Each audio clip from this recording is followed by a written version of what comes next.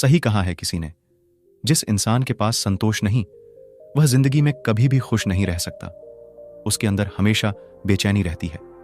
उसको कितना भी दे दो, उसका मन कभी भी खुश नहीं हो सकता। दोस्तों, एक समय की बात है, एक गांव में एक लड़की रहती थी। वह लड़की सुंदर नहीं थी और उसका कोई भी नहीं था। वह अकेले ही रहा करती थी। वह खुद ही मेहनत करती और अपने लिए 2 वक्त की रोटी का प्रबंध किया करती।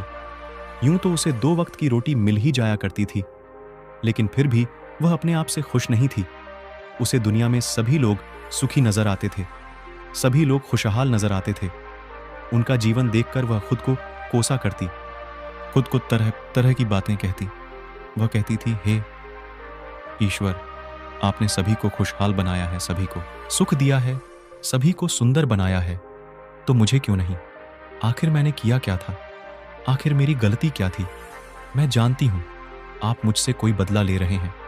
इसी प्रकार एक दिन वह अपने आप से नाराज होकर, निराश होकर एक पेड़ के नीचे बैठी हुई थी और रो रही थी। तभी वहां से एक बौद्ध भिक्षु भिक्षाटन करके गुजर रहे थे। उन्होंने जब उस लड़की को रोते हुए देखा तो वह उसके पास गए और उन्होंने उस लड़की से कहा, पुत्री, क्या बात है, तुम क्यों रो रही हो?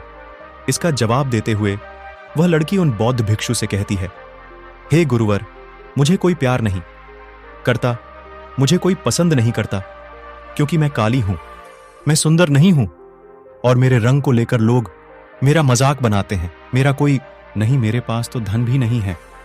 इस दुनिया में हर कोई सुखी है, हर किसी के पास सब कुछ है, हर कोई अपना जीवन खुशहाली से जी रहा है। सभी के पास सब कुछ है, तो मेरे पास क्यों नहीं? आखिर मैंने क्या किया था? आखिर इसमें मेरा क्या कसूर है? क्या मुझे सुखी होने का हक नहीं? क्या मुझे अपना जीवन खुशहाली से जीने का हक नहीं? उन बौद्ध भिक्षु ने उस लड़की की सारी बातें ध्यानपूर्वक सुनी और उसके बाद वह उस लड़की से कहते हैं, पुत्री, अगर तुम मुझे उस व्यक्ति से मिलवा दो जो अपने जीवन में सुखी हो, तो मैं तुम्हें एक ऐसी चीज दूंगा जिससे तुम सुंदर और सुखी दोनों बन जाओगी। उन बौद्ध भिक्षु के मुख से यह सुनकर वह लड़की बहुत प्रसन्न हुई और तुरंत ही उन बौद्ध भिक्षु से कहती, गुरुवर, क्या सचमुच ऐसा हो सकता है? इस पर वह बौद्ध भिक्षु उस लड़की से कहते हैं, हाँ, यह अवश्य ही हो सकता है। तब भी वह लड़की उन बौद्ध भिक्षु से कहती है, हे गुरु, यदि यह सचमुच संभव है तो मैं एक ऐसे आदमी को जानती हूं जो बहुत सुखी है। मैं उसे अभी लेकर आती हूं, आप मेरा यहीं पर इंतजार करना। इस पर वह बौद्ध भिक्षु उस लड़की से कहते हैं, हाँ पुत्री, जब तक तुम वापस नहीं लौटती मैं तुम्हारा यहीं पर इंतजार करूंगा।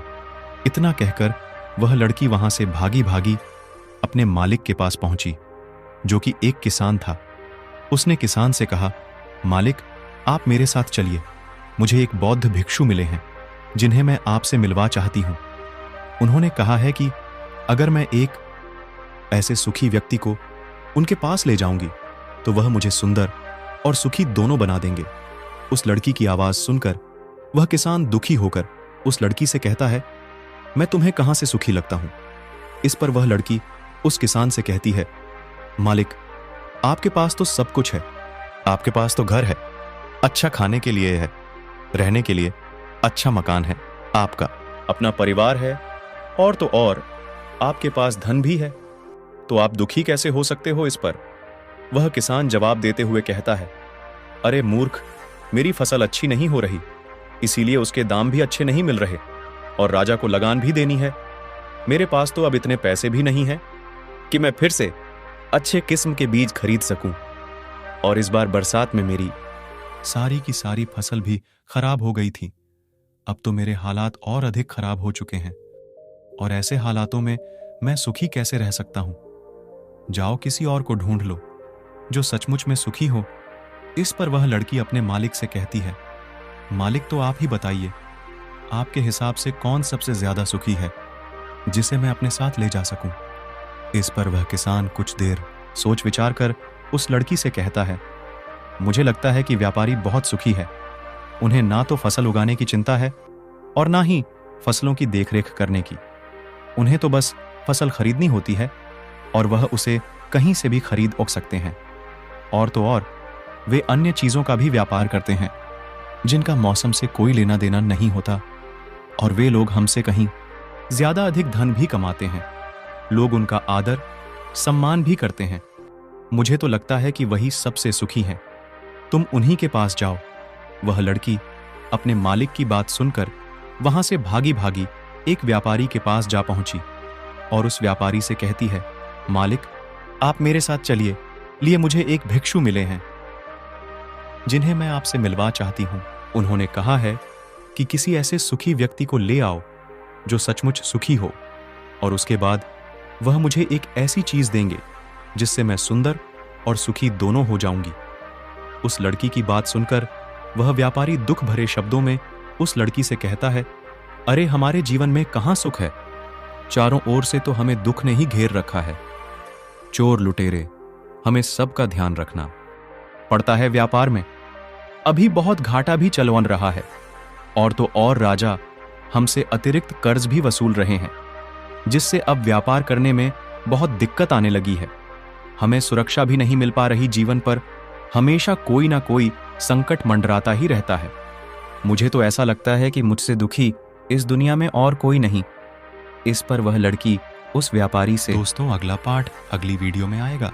दोस्तों, आपने इस वीडियो से क्या सीखा, मुझे नीचे कमेंट बॉक्स में कमेंट करके जरूर बताएं। अगर आपको यह वीडियो पसंद आए तो इस वीडियो को अपने दोस्त और परिवार के साथ जरूर शेयर करें। दोस्तों, अगर आप चैनल पर नए हैं तो इस चैनल को सब्सक्राइब जरूर करें। दोस्तों, आज के इस वीडियो में इतना ही। मिलते हैं किसी नए वीडियो में किसी नए टॉपिक के साथ। तब तक के धन्यवाद।